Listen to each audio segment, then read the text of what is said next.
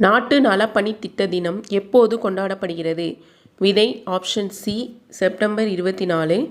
முன்னாள் பிரதமர் இந்திரா காந்தி அவர்கள் பீரியடில் மத்திய அமைச்சரில் இருந்த கல்வி அமைச்சர் இந்த திட்டத்தை கொண்டு வந்திருப்பாங்க.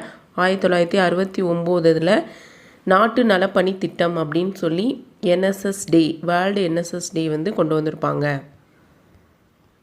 சிறந்த நடிகருக்கான தேசிய விருதினை பெற்றவர் யார்? விடை ஆப்ஷன் டி விக்ராந்த் மாசி.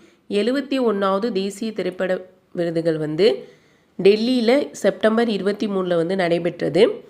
இது 2023 ஆண்டுக்கான சிறந்த நடிகருக்கான தேசிய விருது பெற்றிருப்பார். இவர் நடித்த படம் 12th ஃபெயில்.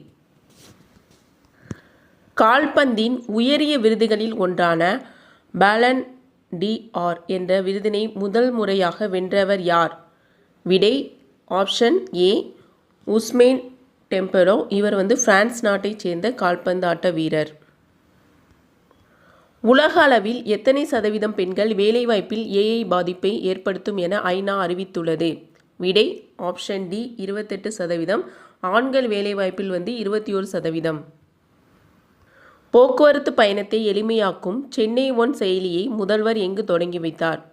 விடை ஆப்ஷன் பி சென்னையில் தொடங்கி வைத்திருப்பார். இது என்ன செயலி அப்படின்னு பார்த்தீங்கன்னா, ட்ரெயின், ஆட்டோ, கேப் எல்லாத்துக்குமே ஒரே கியூஆர் கோடை ஸ்கேன் பண்ணி பயணச்சீட்டு பெறும் முறை. பிசிசியின் புதிய தலைவராக தேர்ந்தெடுக்கப்பட்டவர் யார்? விடை ஆப்ஷன் பி மிதுன் மன்ஹால்.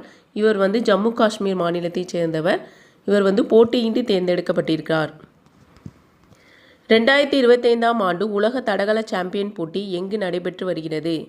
விடை ஆப்ஷன் டி ஜப்பான் தலைநகரம் டோக்கியோவில் நடைபெற்று வருகிறது. தமிழகத்தில் முதல் முறையாக சோதனை அடிப்படையில் ஸ்மார்ட் மீட்டர் அமைக்கும் பணி எங்கு தொடங்கப்பட்டுள்ளது? விடை ஆப்ஷன் பி சென்னை. தேங்க்யூ.